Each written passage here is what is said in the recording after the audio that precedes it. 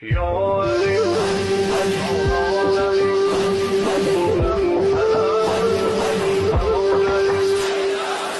şükür ola Allah'a evvelden Müslüman olmuşum. Göz açsamdan tabi İslam'a hurani olmuşum. Vardı gelsin sizlere tavhid-i ekberden diyem. Ben Qədir xundaki ferman edaverden diyem.